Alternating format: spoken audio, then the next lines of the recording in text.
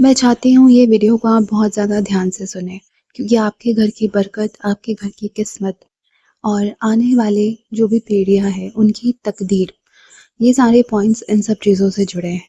यहाँ पर मैं आपको कुछ ऐसी 5 चीज़ें बताऊँगी, जो अगर आपने कर दिया है, तो आप ध्यान से इस वीडियो को सुनें, उसका प्रायश्चित करें और ध्यान रखें कि आगे से आप उन चीज़ों को कभी भी ना करें। देखिए, आप अंत तक ज़रूर सुनिएगा, क्योंकि जो 5वें नंबर का पॉइंट है, वो बहुत ज़्यादा इम्पोर्टेंट है। बीच-बीच में मैं आपको प्रायश्चित बताऊँगी, लेकिन 5वें नंबर का पॉइंट अगर आपने या आपके किसी प्रियजन ने करा है, तो आपको प्रायश्चित करने की बहुत-बहुत आवश्यकता है। देखिए, सबसे पहली चीज़ है अन्य का अपमान, खाना छोड़ना या किसी भी फ़ॉर्म में खाने को फेंक देना। तो जैसा कि आप लोगों ने देखा होगा, बहुत सारी शादी होती है, पार्टीज़ होती है, बर्थडे पार्टीज़ होती है, जहाँ पे इतना सारा खाना जो कि वेस्ट हो जाता है। तो ये चीज़ आप याद रखिए, इस चीज़ की आप गाँठ बाँध लें कि अगर आपने अन्न को कभी भी फेंका है, तो ये आपके कर्मों का एक काला बीज है। इस जन्म में अगर अन्न को अपमान दिया है, तो अगले किसी कड़ी मोड़ पर वही भूख महसूस होगी। ना कोई समय पर भोजन मिलेगा और ना ही शांति। ये सिर्फ आपके लिए नहीं है, अन्न का अपमान आगे वाली पीढ़ियों के लिए भी तकदीर लिख देता है। ऐसा किस्मत पर ताला लग जाता है कि पैसे हो या रिश्ते, पेट भरने की शांति नहीं मिलती। घर में बरकत घट जाती है, रिश्तों में दरारें आ जाती है और जिन चीज़ों पर आँख मूंद रखी है ना, वो एक-एक करके दूर होते जाते हैं। इन सब चीज़ों से बचना चाहते हो, तो एक सच्चा रास्ता ये है कि जो भी अन्न बचता है, उसको हमेशा बाँट दिया जाए। किसी ज़रूरतमंद जो रहते हैं, उनको दान कर दिया जाए और निष्ठा से, शुद्ध तरीके से माफ़ी माँगनी चाहिए और दिखावे के लिए नहीं, ये आप याद रखें। शुद्ध तरीके से माफ़ी माँगनी चाहिए, क्योंकि ये आपके कर्म हैं और यहाँ पे एक सबसे बड़ा प्रायश्चित ये होगा कि आप जितने भी भूखे हैं, उनको भोजन करवाएँ। अगर कभी गलती से भी आपसे ये पाप हुआ है, तो आप अन्न दान करें, इसकी आप गाँठ बाँध लें।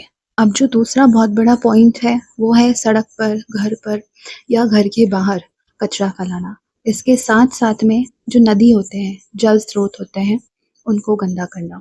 अगर आपने कभी भी गलती से भी नदी में कचरा फेंका है, तो आप ये याद रखें कि आप अपने बच्चों और अपने परिवार की एक तरीके से थाली सुखाने का बीज बो रहे हैं। नदी के हर जीव, हर सूक्ष्म जीव जो पानी साफ रखते हैं, उन पर आपने हस्ताक्षर कर दिए हैं अपने। उनकी मौत और उनका विनाश अंततः आपकी किस्मत पर असर डालता है। खेती बर्बाद हो जाती है इससे, मछलियाँ नहीं रहती हैं और गाँव किस्मत सूख जाती है। तो जो लोग नदी को ऑलरेडी गंदा कर चुके हैं, उनको सच्ची सुधारवानी यही है कि नदी के किनारे सार्वजनिक सफाई करना, जो भी जानवर है उनके लिए पानी की व्यवस्था करना, पक्षियों के लिए पानी की व्यवस्था करना और जो भी कोई प्यासा आता है उसको पानी पिलाना। अगर गलती से भी आपने नदी को गंदा किया है, तो ये प्रायश्चित आपको लेना ही पड़ेगा। इसके अलावा अगर आपने कभी भी मंदिर के आगे, घर के सामने या किसी भी सड़क पर कचरा फेंका है, कभी भी गलती से भी, तो आप ये याद रखिए कि आप सिर्फ मिट्टी गंदी नहीं कर रहे हो, ये ना आप अपनी किस्मत पर एक जंजीर डाल रहे हो। क्योंकि उन जो लोग भी गंदगी फैलाते हैं ना, उनके जीवन में नेगेटिव एनर्जीज़, गंदे फैसले, बेहिसाब परेशानियों से उनका जीवन भर जाता है। कितने लोगों को मैंने देखा है ये करते हुए और अपनी लाइफ में प्रॉब्लम्स फेस करते हुए। नौकरी में अड़चन, घर में मानसिक परेशानी, बचपन के साथ ना जुड़ी हुई बीमारियाँ, छोटी-छोटी लगातार नाखुशियाँ आती ही रहती है।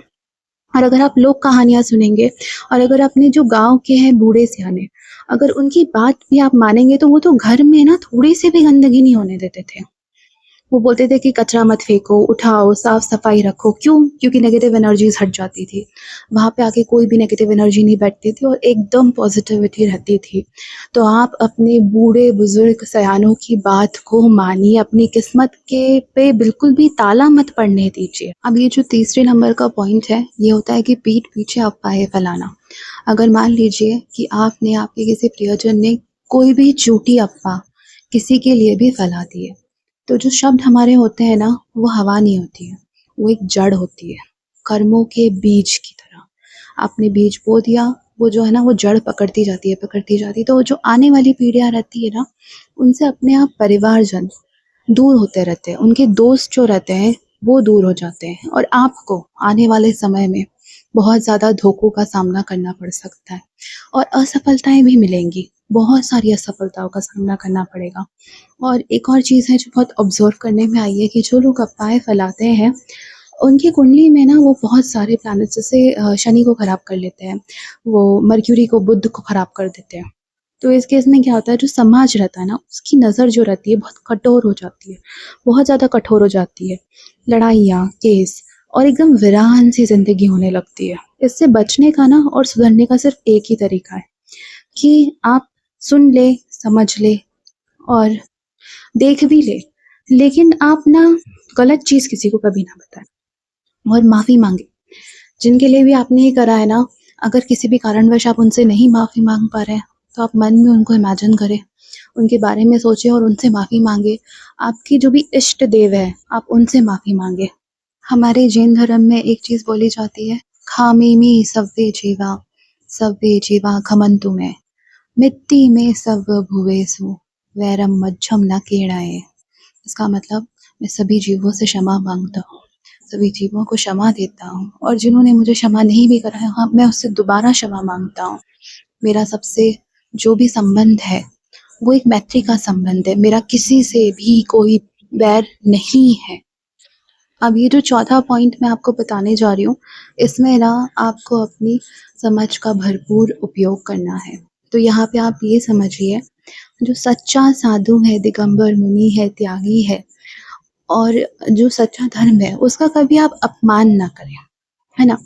अगर किसी सच्चे साधु या त्यागी का गलती से भी आपसे अपमान हो जाए, किसी तरीके से आपने तंज कस दिया है या मजाक उड़ा दिया है, तो आप ये समझिए आप उनका अपमान नहीं कर रहे हैं, ये ना आपके कर्मों पर बहुत बड़ा भार है, एक तरीके से श्राप है। तो जो असली साधु है, यहाँ पे आप अपनी समझ का प्रयोग करें।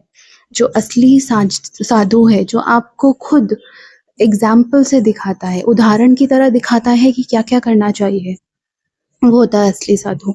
तो जो असली साधु है, जिसने सब कुछ त्याग दिया होता है, उनके सामने कभी भी अपमान उनका नहीं करे। अगर आपने करा है तो आपकी सारी राहें बंद हो जाती हैं। जो आपकी पैतृक संपत्ति थी, जनरेशनल वेल्थ थी, पैतृक दौलत थी, वह ना सिकुड़ने लगती है धीरे धीरे धीरे करके। बेमतलब की लड़ाइयाँ होने लगती है, कानूनी उलझनें जो रहती हैं वो लगातार सताती है। इसका बस अब यही सच्चा हाल है कि पहले तो आप ना सच्चे साधु की पहचान करें। बहुत ही ईजी तरीका है, उदाहरण से देखें, उदाहरण से देखें कि जो भी आपको बोल रहा है, जो भी व्यक्ति आपके परिवार में भी अगर आपको कोई आपको ज्ञान दे रहा है, तो वो चीज़ वो फॉलो करते हैं कि नहीं करते हैं, तो आप ये देखें, है ना? और उसके बाद अगर कभी गलती से आपके साथ ऐसा हुआ, वैसे तो बहुत लोग नहीं करते हैं, अगर कभी गलती से हो जाए, तो आप उनसे माफ़ी माँगे क्योंकि वो आपको माफ़ी दे देंगे। तो आप उनसे माफ़ी माँगे, वो आपको माफ़ी ज़रूर से देंगे, है ना? अपना मन बस साफ कर ले, अपना मन निर्मल कर ले यहाँ पे। अब ये जो 5th पॉइंट है, ये बहुत इम्पोर्टेंट है और इसको आप बहुत ध्यान से सुनें। और ये तो 5वां नंबर का जो सबसे बड़ा घोर पाप है, एक लाल स्याही है आपके जीवन के ऊपर, आपकी पीढ़ियों के जीवन के ऊपर। इससे बड़ी लाल स्याही कुछ नहीं होती। ये होती है किसी भी निर्दोष की बलि दे देना, किसी भी निर्दोष का जीवन ले लेना, किसी भी फॉर्म में जीवन ले लेना उसका, कैसे भी जीवन ले लेना। इसका सबसे बड़ा इफ़ेक्ट जो दिखता है, वो दिखता है अकाल मृत्यु से, परिवार में। और सिर्फ ऐसा नहीं कि आपकी इमीडिएट फैमिली में, जो कुनबा है, एक्सटेंडेड फैमिली जिसको बोलते हैं, उसमें भी अकाल मृत्यु, पीढ़ी दर पीढ़ी अकाल मृत्यु, पितृदोष। इस पे भी मैंने एक वीडियो बनाया है, उसमें आप सुनिएगा। मैंने कहा है कैसे पूर्वजों की गलतियों की वजह से पीढ़ी दर पीढ़ी पितृदोष चला आता है। तो ये जो है बलि, ये भी एक कारण है जिसकी वजह से सारे दोष, सारी मलिनता जीवन में आने लग जाती है। क्या होता है जब कोई बलि देता है, तो अकाल मृत्यु, जैसा मैंने बताया, बड़ी बड़ी बीमारियां, बहुत बड़ी बीमारियां, क्योंकि अगर मृत्यु नहीं होती है तो मृत्यु तुल्य कष्ट होता है। तो बड़ी बीमारियां होती, बहुत झगड़े, कोर्ट केसेस में तो फंसे ही रहते हैं ऐसे लोग, कभी निकल ही नहीं पाते। उनकी पीढ़ियां फंसी रहती है, वो नहीं निकल पाती। अकाल मृत्यु का एक चलन चलने लगता है। अजीब तरीके से मृत्यु तुल्य कष्ट परिवार वालों को मिलने लग जाते हैं। तो ये इतना बड़ा घोर पाप है और इसका ये इफेक्ट है। और इसका प्रायश्चित जितना भी करो, उसके बाद भी एक बार ये लाल स्याही लग गई तो भी लगी रहती है। लेकिन फिर भी मैं आपको इसका प्रायश्चित बताऊंगी, क्योंकि जितना भी आप इफेक्ट कम कर सके आप करें। इसका सिर्फ एक ही प्रायश्चित है कि आपको जानवरों की जान बचानी पड़ेगी, और कोई प्रायश्चित नहीं है। जानवरों को बचाना, खिलाना पिलाना, यही सब आपको शुरू करना पड़ेगा। तो जितनी जल्दी हो सके आप शुरू कर दे। अगर आपके किसी ने, आपने या आपके किसी ने परिवार में किसी प्रियजन ने कार्य किया है, तो ये प्रायश्चित ले और आप जो भी आपके इष्ट देवता है, आप उनसे माफी मांगे, दिल से माफी मांगे कि ये गलती हमसे हुई है, ये बहुत बड़ा घोर पाप हमसे हुआ है। आप माफी मांगे और उसके बाद जानवरों को बचाने का कार्य शुरू करें। जो भी दिखता है आप उसको बचाने का कार्य शुरू करें। तो ये थे वो 5 पॉइंट्स जो मैं आप लोगों के साथ शेयर करना चाहती थी। और अगर अभी तक आपने सब्सक्राइब नहीं करा है मेरे चैनल को, तो प्लीज़ सब्सक्राइब करें। इससे मुझे बहुत ज़्यादा मोटिवेशन मिलता है वीडियोस बनाने का। लाइक करें, कमेंट करें, क्योंकि मुझे बहुत ज़्यादा मोटिवेशन जब मिलता है तो मैं बहुत अच्छे-अच्छे कंटेंट और ज़्यादा रिसोर्स टॉपिक्स लेकर आती हूँ। तो मैं आपसे मिलूँगी आपके अगले वीडियो में। अगर आप चाहते हैं किसी क्वेश्चन मुझसे पूछना तो प्लीज़ कमेंट सेक्शन में लिख दें। मैं कोशिश करूँगी सभी क्वेश्चन का जवाब कमेंट सेक्शन में देने का। अदरवाइज़ एक वीडियो बनाकर या लाइव पे मैं दूँगी। तो मैं आपसे मिलूँगी आपके नेक्स्ट वीडियो में। तब तक के लिए आप सभी को मेरा प्यार भरा जय जिनेंद्र।